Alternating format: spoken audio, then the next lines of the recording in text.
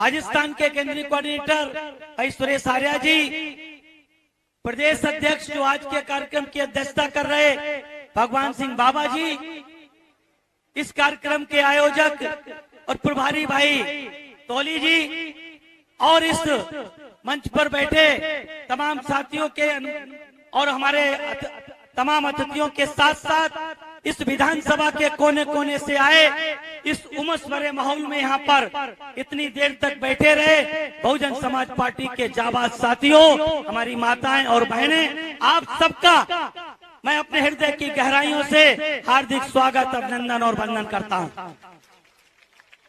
साथियों, क्योंकि आप लोग लंबे समय से बैठे हैं, मैं बहुत लंबी चौड़ी बात नहीं करूंगा, लेकिन कुछ ना कुछ साथियों आप लोगों के बीच में 5 साल पहले मैं साथियों इसमें विधानसभा में चुनाव के समय आप लोगों को संबोधित किया था, और आप लोगों ने उस समय जितना आज प्यार दिया है ऐसा ही प्यार आपने उस समय दिया था, और आप लोगों ने बहन जी के निर्देश पर यहाँ के प्रत्याशी को जिताने का काम किया था।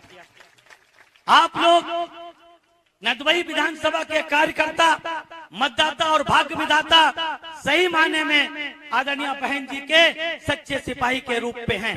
बहन जी ने आपने कहा कि उनको वोट दो, आपने वोट दिया और उन्होंने आपके साथ धोखा करने का काम किया। उन्होंने साथियों अपने आपके साथ धोखा नहीं किया, उन्होंने अपनी किस्मत के साथ धोखा किया। साथियों, किस्मत के साथ अगर उन्होंने आपके साथ धोखा नहीं किया होता तो मैं दावे के साथ कहता हूं ये वो विधानसभा थी वो जब तक जीते बहुजन समाज पार्टी के विधायक बन सकते थे और कभी मंत्री भी बन सकते थे। लेकिन साथियों कहते हैं कि जो लोग क्षणिक सोचता है, लालच भर सोचता है, वो कभी भी तरक्की नहीं कर सकता है। पैसा साथियों कमाना दूसरी बात है, इज्जत और सम्मान करना दूसरी बात होती है साथियों। इसलिए मैं आप लोगों को बताना चाहता हूँ, धैर्य कठिन होता है, धैर्य साथियों कठिन जरूर होता है, लेकिन उसका परिणाम हमेशा सुखद होता है। इसलिए साथियों आप लोगों ने 5 साल धैर्य रखने का काम किया। साथियों, जहाँ तक आप जानते हैं इस प्रदेश की जो सरकार है या फिर साथियों केंद्र की सरकार हो, ये दोनों सरकारें किसी न किसी मामले में बहुजन समाज पार्टी की राष्ट्रीय अध्यक्ष के नेतृत्व में बनने वाली उत्तर प्रदेश की चारों बार की सरकारों की नकल करने का काम करती है। मैं सबसे पहले इनकी बड़ी सरकार भारतीय जनता पार्टी के मैं बताना चाहता हूं। आप लोगों को याद होगा 15 अगस्त अभी बीती है, 15 अगस्त बीती, और उस 15 अगस्त में साथियों लाल किले के भाषण से हमारे देश के सम्मानित प्रधानमंत्री जी ने कई बातें 1.5 घंटे तक बड़ी लंबी चौड़ी भाषण देने का काम किया। और साथियों उस भाषण का मुख्य बात क्या थी? उन्होंने बहुजन समाज पार्टी के साथियों जो सूत्र था उसको चोरी करने का काम किया। वो क्या था साथियों? आदरणीय बहन जी ने 2006 में ही जब 7 की सरकार बनाने के लिए उत्तर प्रदेश की जनता से आह्वान किया था तो क्या कहा था? सर्वजन हिताय सर्वजन सुखाय। ये कहा था नहीं कहा था साथियों? उत्तर प्रदेश की सरकार सर्वजन हिताय सर्वजन सुखाय पर आदरणीय बहन जी ने चलाने का काम किया। बहुजन समाज पार्टी का ब्रीद वाक्य है सर्वजन हिताय सर्वजन सुखाय, और उसको 15 अगस्त साथियों 2023 को देश के प्रधानमंत्री जी ने उस सर्वजन हिताय सर्वजन सुखाय को अपने साथियों भाषण में शामिल करके बहुजन समाज पार्टी के ब्रीद वाक्य को चोरी करने का काम। दूसरा साथियों वो क्या कहते थे? क्या कहा उन्होंने? 140 करोड़ भारतीय जन परिवारजन हमारे परिवारजन है साथियों। पहले क्या कहते थे? बहनों और भाइयों मित्रों।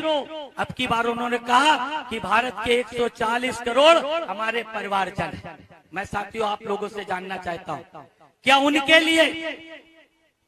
लिए मणिपुर के लोग उनके परिवारजन नहीं है? अगर 140 करोड़ में क्या मणिपुर के लोग नहीं आते हैं? लेकिन मणिपुर के बारे में, क्या उनकी खुशहाली के बारे में, उनकी समस्याओं के बारे में क्या प्रधानमंत्री जी ने इतने दिन तक कुछ बोलने का काम किया?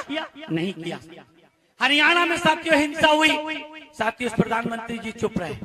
ये केवल और केवल साथियों बीच बीच में आकर के आप लोगों को सूगुपा छोड़ जाते हैं, आपके राजस्थान में भी आते हैं, क्योंकि ये साथियों बहुजन समाज के हितैषी नहीं है। और साथियों जिस तरीके से साथियों विवेक देबरॉय का साथियों आज आदरणीय बहन जी ने ट्वीट करने का काम किया है, आप लोगों को देखा होगा।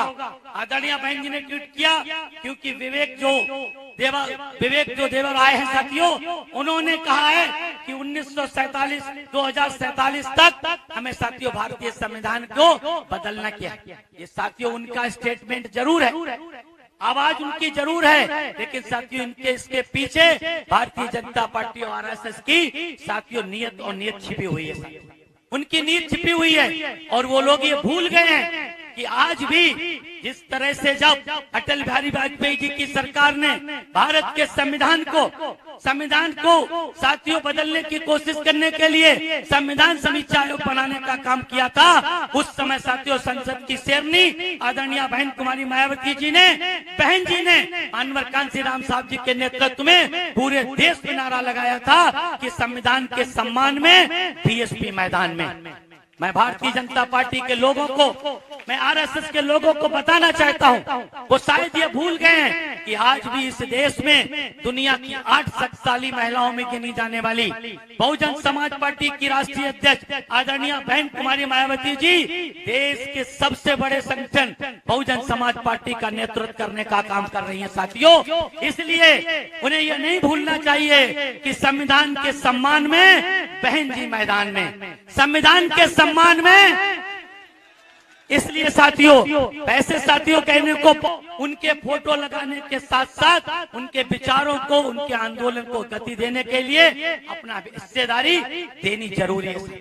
हमें इस बात को ध्यान में रखना है कि शिक्षा की जड़ें कड़वी जरूर होती हैं, लेकिन फल मीठा होता है साथियों, फल हमेशा मीठा होता है। इसलिए हमें महात्मा ज्योतिबा फुले की उस बात को ध्यान में रखते हुए अपने बच्चों को शिक्षित करना चाहिए। अगर शिक्षित होंगे तो साथियों संगठित बनेंगे, संगठित होंगे तो संघर्ष करने के लिए तैयार रहेंगे। इस बात को हमें भूलना नहीं चाहिए। साथियों मैं आपको एक बात बता दूं, वो जब 140 करोड़ जनक की बात करते हैं तो साथियों एक कहावत है, एक किसी विद्वान ने कहा है, मैं उन विद्वान का नाम जानता लेकिन बताना है साथियों, उस विद्वान ने कहा है कि जो व्यक्ति सबका मित्र होता है वो किसी का मित्र नहीं होता है साथियों। जो सबका मित्र होने का दावा करता है वो किसी का मित्र नहीं होता है। ऐसे ही भारतीय जनता पार्टी का साथियों, तो देश के प्रधानमंत्री जी